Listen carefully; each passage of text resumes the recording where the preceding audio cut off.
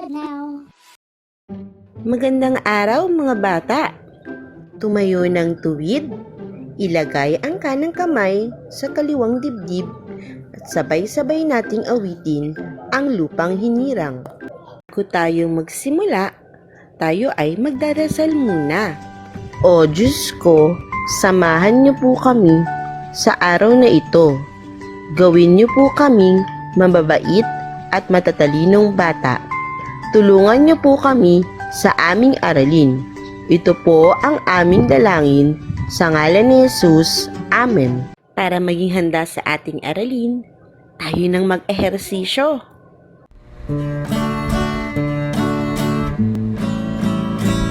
Paa, tuhod, balikat, ulo. Paa, tuhod, balikat, ulo. Paa, tuhod, balikat, ulo. Tumadyak tayo at magpalakpakan. Paa, tuhod, balikat, ulo. Paa, tuhod, balikat, ulo. Paa, tuhod, balikat, ulo. Tumadyak tayo at magpalakpakan. Napagod si teacher. Kayo rin ba napagod? Pwede na kayong umupo. Bago tayo pumunta sa ating aralin, alamin muna natin kung naaalala nyo pa ang ating inaral nung nakaraang linggo. Unang pagsubok, kumuha ng isang papel, isulat o bakatin ang buong pangalan. Maaari ko bang tignan ang inyong gawa? Kayo namang mga batang nasa bahay ay maaaring ipakita ang gawa sa inyong mga magulang. Bigyan ng mga sarili ng 3 palakpak at 3 padyak. Dalawang pagsubok, gamit ang inyong mga papel, gumuhit ng puso na katulad ng bilang ng iyong edad. Maaari bang tignan ni teacher ang inyong gawa? Mahusay! 4 na puso para sa mga 4 na taong gulang na. 5 puso para sa mga 5 taong gulang na. Ikaw, ano ba ang iyong edad? Sabihin ang iyong edad pagkarinig ng beep. 3 pagsubok. Magpapakita si teacher ng mga larawan ng babae at lalaki. Sabihin nyo kung ano ang kanilang kasarian. Tang nasa bahay, hintayin ng beep bago sumagot.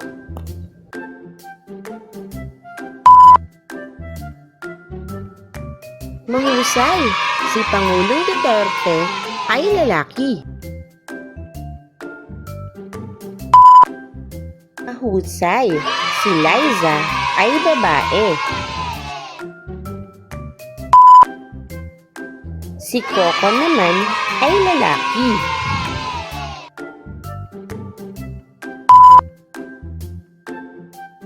Magaling, si Kim ay babae. Natutuwa ako at alam nyo pa ang pinag-aralan natin nung nakaraang linggo. Para sa ikalawang linggo, ang ating paksa ay mga pangunahing pangangailangan at alituntunin sa paaralan. Magpapakita si teacher ng mga larawan ng mga tauhan na nangangailangan ng una, pagkain, sunod, tahanan, at pangatlo, mga damit. Pipiliin nyo lamang sa 3 mga pangunahing pangangailangan ang kailangan ng bawat tauhan. Handa na ba kayo mga bata? Opo, teacher! Kayong mga batang nasa bahay, handa na rin ba kayo?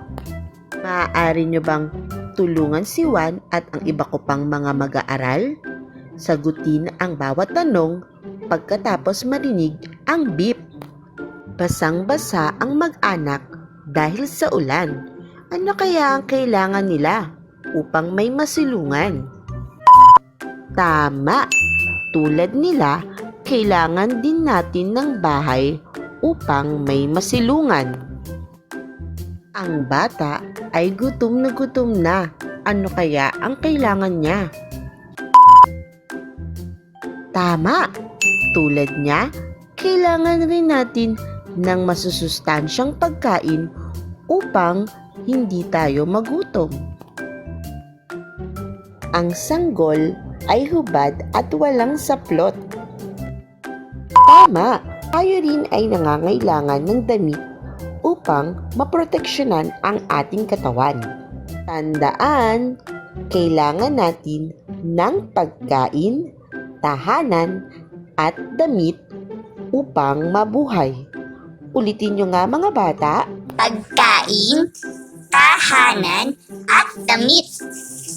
Kayo namang mga nasa bahay, ulitin nyo rin ang sinabi ni teacher pagkarinig ng beep.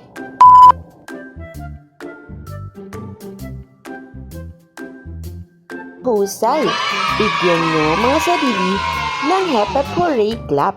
Hep hep, hooray! Hep hep, hooray! Subukan natin sagutin mga bata. Alin kaya sa mga larawan na ito ang pangunahing pangangailangan ng tao? Bilugan mo nga, Juan, ang mga pangunahing pangangailangan ng tao? Tama lahat ang sagot mo, Juan.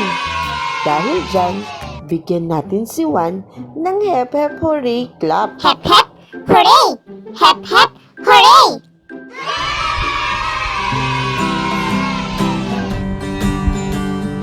Kwento, kwento, kwento, kwento, kwentuhan, kwentuhan. Makinig sa kwento, makinig sa kwento, Ngayong araw kwentuhan. ay magkukwento si teacher. Gusto niyo ba ng kwento mga bata? Opo, teacher! Pero bago ako magsimula, narito muna ang mga tanong na dapat niyong sagutan pagkatapos ng kwento. Una, ano-ano ang mga ginagawa sa silid-aralan? Pangalawa, ano ang bagay na napulot ni Nina? At pangatlo, ano ang aral na natutunan natin sa kwento? Ang pamagat ng kwento ko ay ang paborito kong kulay. Kwento ni Teacher Pen Antonio. Kring, kring. Hudyat na ng pasukan. Nasasabik si Nina na makita ang kanyang mga kamag-aral. Pagpasok sa silid-aralan, siya ay naupo sa isang kulay pulang upuan. Sabay binaba ang bag niyang kulay pula rin. Binati naman siya ng kanyang kamag-aral. Kamusta? Ako si Pia. Ang ganda naman ng laso mo. Ang sabi ni Pia, sabay turo sa ulo ni Nina. Salamat, Pia. Paborito ko kasi ang kulay pula. Ako nga pala si Nina. Sabay pakita ng mga gamit niya. Pulang panyo, pulang payong, mansanas, pulang gunting at iba pa. Tinawag na ng guro ang mga bata. Sabay-sabay silang nanalangin, umawit, tumula at sumayaw. Ulitin nyo nga ang kanilang mga ginawa, mga bata. Nanalangin, Nanalangin, umawit, umawit, tumula, tumula, at sumayaw. sumayaw. Oras na ng kwentuhan, kwentuhan, kwentuhan. Awit ng mga bata sa pangunguna ng kanilang guro. Kinuha ng guro ang kulay pulang aklat at nagkwento. Tahimik na nakinig ang lahat. Maya-maya pa ay nagpunta na sa kani-kaniyang upuan ang mga bata. Nilabas ni Nina ang kulay pula niyang gunting at sinimulan na ang paggugupit. Mga bata, ipasa na ang inyong mga gawa upang tayo ay makakain na. Ang sabi ng guro. Matapos ipasa ang gawa at magdasal, nilabas ni Nina ang masarap niyang mansanas. Napansin ni Pia ang dumi sa bibig ni Nina. Nina, punasan mo ang bibig mo. Ang wika niya. Nilabas ni Nina ang kanyang pulang panyo at ipinunas sa kanyang bibig. Mga bata, pagkatapos niyong magligpit ng pinagkainan, maaari na kayong umupo muli at makinig sa akin, ang sabi ng guro. Sa pagsunod ni Nina sa kanyang mga kamag-aral, ay napansin nito ang nahulog na pulang pambura ng lapis. Ibinigay niya ito sa guro. Salamat Nina at ipinalik mo ang pambura ng iyong kamag-aral, sabi ng guro. Walang anuman po, teacher. Hindi po akin iyan. Kaya ko po sinauli, paliwanag ni Nina. Matapos ang pangyayaring iyon, muling pinagpatuloy ng mga bata ang kanilang klase. Sila ay nakinig sa guro, nagkulay, at nagsulat din. Ano nga ang ginawa nila mga bata?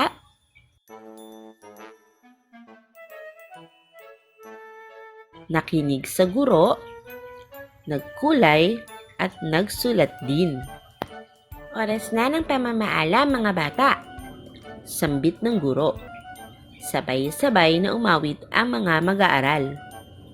Paalam na sa'yo, paalam na sa'yo. Paglabas nila sa silid-aralan, hinabol ni Pia si Nina.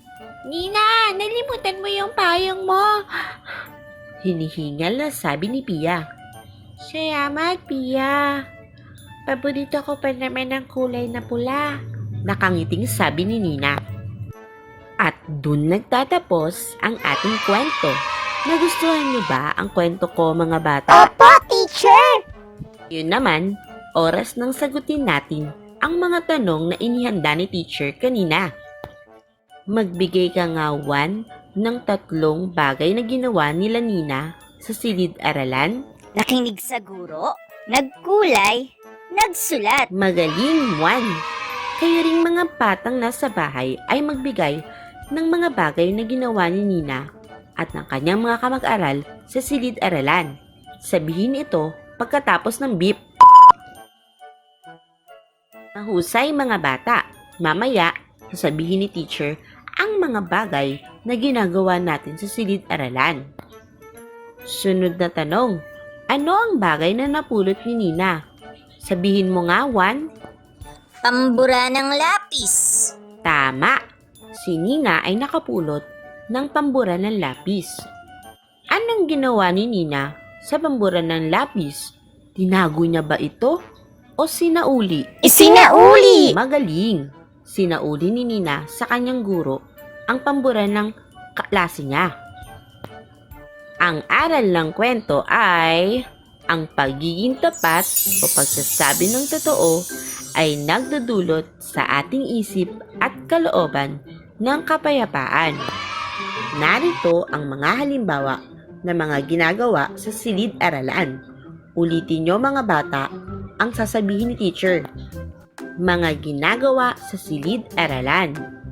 Mga ginagawa sa silid-aralan. Nagdadasal. Umaawit. Nagdadasal. Umaawit. Sumasayaw. Tumutula. Sumasayaw. Tumutula. Nagbibilang. Nagkwekwentuhan. Nagbibilang. Nagkwekwentuhan. Nagkukulay. Gumuguhit. Nagkukulay. Gumuguhit. Nagsusulat. Nagbabasa. Nagsusulat. Nagbabasa. Naggugupit. Kumakain. Naggugupit. Kumakain. Magaling mga bata. Bigyan ulit ang mga sarili ng Hep Hep Hooray Club. Hep hep, hooray! Hep hep, hooray! Ngayon naman, upang malaman kung natutunan nyo ang ating aralin, sagutin natin ang pagsubok na ito. Lagyan ng check ang larawan kung ito ay ginagawa sa silid-aralan at X naman kung hindi. Unang larawan, nagkwekwentuhan. Ang tamang sagot ay check. Pangalawa, nagsusulat.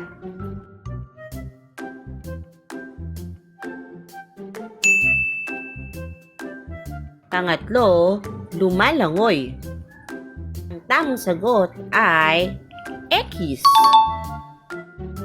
Ikaapat, nagkukulay. Ang tamang sagot ay check. At panglima, nagbabasa. Ang tamang sagot ay check. Mahusay mga bata, pinapahangan niyo talaga ako. Dahil dyan, bigyan ng mga sarili ng 3 palakpak at 3 badyak.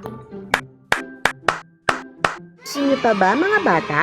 Narito naman ang mga dapat nating sundin o mga alituntunin sa loob ng silid-aralan at paaralan. Handa na ba kayo? Opo, teacher! Una, maging magalang sa pagbati sa mga tao sa paaralan. Parati tayong gumamit ng po at opo. Ano nga daw ang 2 salita na dapat nating gamitin mga bata? Po at opo. Husay. Sunod naman ang pagbibigay galang natin sa watawat. Tulad ng ginawa natin kanina, tumayo tayo ng tuwid, nilagay natin ang ating kanang kamay sa kaliwang dibdib at inawit natin ng maayos ang lupang hinirang. Siyempre, hindi mawawala ang pagpila natin ng maayos sa tuwi-tuwi na. Nakita niyo yan mga bata? Tulad ng babae, dapat nating itapon ang ating mga basura sa tamang lalagyan. Makikinig din kayo sa guro sa tuwi-tuwi na ha. At syempre, maging palakaibigan sa mga kamag-aral. Tignan nga ni teacher kung nakinig kayo mga bata. Ipakita nyo ang heart sign kung ang tamang disiplina sa loob ng paaralan ay makikita sa larawan. Peace sign naman kung hindi. Handa na ba kayo? Mga batang nasa bahay, samahan nyo kami. Sumagot din kayo pagkatapos ng beep. Unang larawan.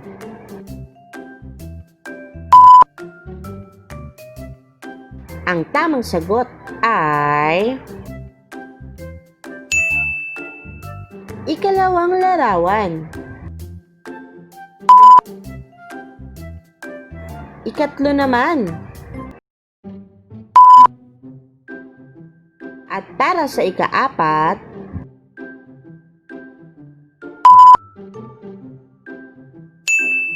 at ang panghuling larawan,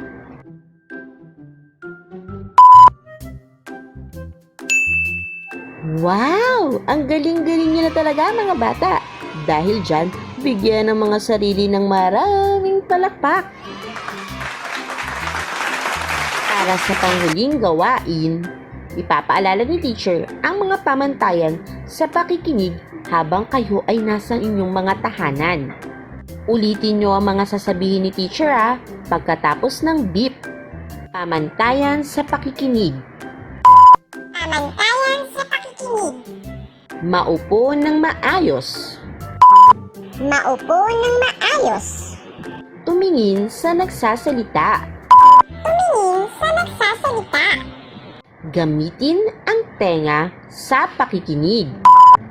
Gamitin ang tenga sa pakikinig. Sumali sa talakayan. Sumali sa talakayan. Magaling! Ating sagutin ang mga tanong ni teacher. Sabihin ang inyong sagot pagkatapos marinig ang beep. Unang tanong, ano ang ating mga pangunahing pangangailangan?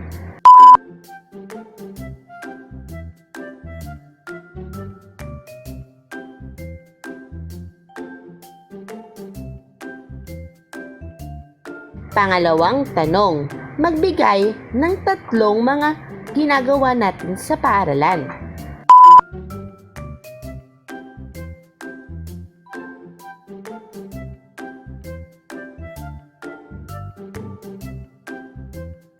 Ayan, tapos na. Awitin natin ang alpabetong Pilipino ha. Sabayan niyo ko.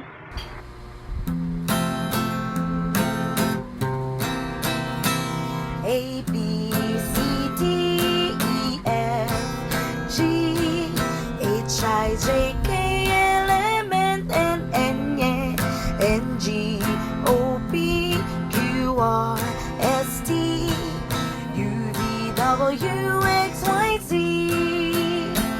Alpabetong Pilipino, ulitin natin ito.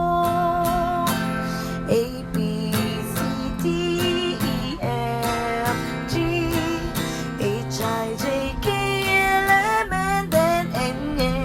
N, G, O, P, Q, R, S, T, U, V, W, X, Y, Z.